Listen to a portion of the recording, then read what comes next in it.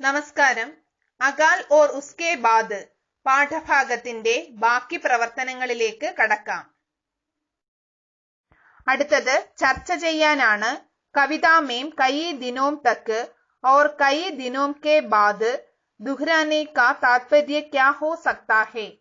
കവിതയിൽ ഏറെ നാളുകൾ, ഏറെ നാളുകൾക്ക് ശേഷം എന്നീ പ്രയോഗങ്ങളുടെ ആവർത്തനം കൊണ്ട് എന്താണ് ഉദ്ദേശിക്കുന്നത്? कविता की पहली 4 पंक्तियों में अकाल का और अंतिम 4 पंक्तियों में अकाल के बाद की अवस्था का वर्णन है. കവിതയുടെ ആദ്യത്തെ 4 വരികളിൽ ക്ഷാമകാലത്തിന്റെയും അവസാനത്തെ 4 വരികളിൽ ക്ഷാമകാലത്തിന് ശേഷമുള്ള അവസ്ഥയുടെയും വർണ്ണനയാണ്. കവിതാ മേം കയി ദിനോം തക്ക് और कई दिनों के बाद दुहराया जाता है. കവിതയിൽ ഏറെ നാളുകൾ, ഏറെ നാളുകൾക്ക് ശേഷം എന്നിങ്ങനെ ആവർത്തിച്ചു വരുന്നു. ഏഹാം അഭാവ് കി നിരന്തരത വ്യക്ത ഹോത്താ ഹെ. ഇല്ലായ്മയുടെ നിരന്തരതയാണ് ഇവിടെ വ്യക്തമാക്കുന്നത്. ഓർ അകാൽ കെ ഏക് ലംബെ അന്തരാൽ കി സൂചന മിൽത്തി ഹെ. ഒരു നീണ്ട ക്ഷാമകാലത്തിന്റെ സൂചനയും ലഭിക്കുന്നു. അടുത്ത ചോദ്യം, അകാൽ കെ ക്യാ ക്യാ കാരൺ ഹോ സക്തേ ഹൈം ചർച്ച കരയും. ക്ഷാമത്തിനുള്ള കാരണങ്ങൾ എന്തെല്ലാമാണ്? ചർച്ച ചെയ്യാം. അകാൽ കാ അർത്ഥ ഹെ ഖാനെ പീനെ കി ചീസോം കാ അഭാവ്. ഭക്ഷണ സാധനങ്ങളുടെ അഭാവമാണ് ക്ഷാമം. ഇസ്കെ കൈ കാരൺ ഹോ സക്തേ ഹെ. ഇതിന് പല കാരണങ്ങൾ ഉണ്ട്. ബാണ്ട് ഓർ സൂഖ. വെള്ളപ്പൊക്കവും വരൾച്ചയും. മോസം മേം ആയേ ബദലാവ്. കാലാവസ്ഥയിൽ വന്ന മാറ്റങ്ങൾ. പരിസ്ഥിതിക്ക് സമസ്യയും. പരിസ്ഥിതി പ്രശ്നങ്ങൾ. സർക്കാർ കി നിധിയാം. ഗവൺമെന്റിന്റെ നയങ്ങൾ. അധിക മുനാഫ പാനെ കെ ലിയെ വ്യാപാരിയോം കി ലാലച്ച്. കൂടുതൽ ലാഭത്തിന് വേണ്ടി വ്യാപാരികളുടെ അത്യാഗ്രഹം. മാനവ് ദ്വാര പ്രകൃതി പർ അത്യാചാർ ആദി ഉന്മേം പ്രമുഖ ഹൈ.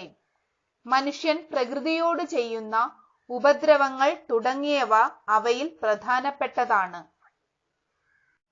അടുത്തത് ഒരു ടിപ്പണി തയ്യാറാക്കാനാണ്. കവിതാ കി പ്രാസംഗികത പർ ടിപ്പണി ലിഖേം. കവിതയുടെ സാന്ദർഭികതയെക്കുറിച്ച് കുറിപ്പെഴുതുക. ശ്രീ നാഗാർജുൻ की एक छोटी कविता है अकाल और उसके बाद. ശ്രീ നാഗാർജുന്റെ ചെറു കവിതയാണ് അകാൽ और उसके बाद. कविता की पहली पंक्तियों में अकाल की अभावग्रस्त अवस्था का चित्रण है. കവിതയുടെ ആദ്യത്തെ വരികളിൽ ക്ഷാമകാലത്തെ ഇല്ലായ്മയുടെ ചിത്രീകരണമാണുള്ളത്. ഘർ മേം ധാന്യ കാ ബിൽക്കുൽ അഭാവ് ഹെ. ക്ഷാമ ദിവസങ്ങളിൽ വീടുകളിൽ ധാന്യങ്ങൾക്ക് കുറവ് അനുഭവപ്പെടുന്നു. ഉൻ ദിനോം ചുൽഹ ഓർ ചക്കി അപ്പനി നിർജീവ അവസ്ഥ പർ രോത്തേ രഹെ. ആ ദിവസങ്ങളിൽ അടുപ്പ്, അരകല്ല് എന്നിവ തങ്ങളുടെ നിർജീവ അവസ്ഥയിൽ സങ്കടപ്പെടുന്നു. കാനി കുതിയ ചുൽഹ ഓർ ചക്കി കെ പാസ് സോത്തി രഹി. ഒറ്റക്കണ്ണിയായ നായ അടുപ്പിന്റെയും അരകല്ലിന്റെയും സമീപത്ത് കിടന്ന് ഉറങ്ങിയിരുന്നു. ഭോജൻ ന മിൽനെ സെ ചൂഹോം ഓർ ചിപ്കലിയോം കി സ്ഥിതി ഭി ബിൽക്കുൽ ദയനീയ ഥി. ആഹാരം ലഭിക്കാത്തതിനാൽ എലികളുടെയും പല്ലികളുടെയും അവസ്ഥയും തികച്ചും ദയനീയമായിരുന്നു. അകാൽ കെ ബാദ് ഘർ മേം ദാന ആയ. ക്ഷാമകാലത്തിന് ശേഷം വീട്ടിൽ ധാന്യമെത്തി. ഘർ ഭർ കി ആഖേം ചമക്ക് ഉഠീം. വീടുകളിൽ എല്ലാവരുടെയും കണ്ണുകൾ തിളങ്ങി. ഘർ മേം ചൂൽഹ ജലാനെ ലഗ. വീടുകളിലെ അടുപ്പുകളിൽ തീ കത്തുവാൻ തുടങ്ങി. ഘർ കെ ആംഗൻ കെ ഊപ്പർ സെ ധുവാം ഉഠീം. വീട്ടുമുറ്റത്തിന് മുകളിൽ പുക ഉയരുവാൻ തുടങ്ങി. ഖുഷി കെ സാത്ത് കൗയെ നെ അപ്നി പങ്കെ കുജിലായി. സന്തോഷം കൊണ്ട് കാക്കകൾ സ്വന്തം ചിറകുകൾ വിടർത്തി ചൊറിഞ്ഞു. സബോ മേം ഉമംഗ് ഓർ ജോഷ് ഹോനെ ലഗെ. എല്ലാവരിലും ഉത്സാഹവും ഉണർവും ഉണ്ടാകാൻ തുടങ്ങി. ഇസ്സെ വ്യക്ത ഹോത്താ ഹേ കി. ഇത് വ്യക്തമാക്കുന്നത് അകാൽ കാ അസർ കേവൽ മനുഷ്യ പർ നഹി. ക്ഷാമത്തിന്റെ സ്വാധീനം മനുഷ്യരിൽ മാത്രമല്ല, ബൽക്കി പൂരെ സമാജ് പർ പഡ്താ ഹേ, മറിച്ച് സമൂഹത്തെ മുഴുവനും ബാധിക്കുന്നു എന്നതാണ്. നാഗാർജുൻ की कविताओं का केंद्र बिंदु समाज के आम लोग है. സമൂഹത്തിലെ സാധാരണ ജനങ്ങളാണ് നാഗാർജുന്റെ കവിതകളുടെ കേന്ദ്രബിന്ദു.